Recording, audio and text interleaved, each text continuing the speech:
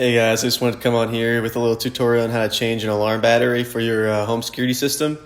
It's a pretty universal home security system, so the instructions should be very similar for all the systems we install at Callaway Security. So first we're going to unplug this white transformer right here. Usually they hang below the box where the electrical outlet is available, so we're going to unplug that to make sure that we don't get shocked or anything. So basically this transformer powers the system, and if that transformer goes bad, it'll kick in a battery power to give you enough time to change the batteries as a backup. So to change the transformer, it'll be in a second video.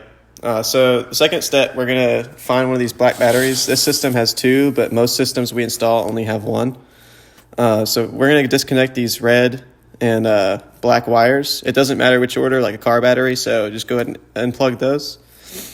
This is going to be the bad battery, so we're just going to discard that in the recycling bin.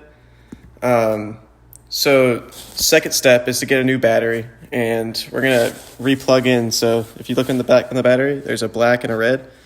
We're just going to plug in the same way. So we're going to put the black in the black and the red on the red.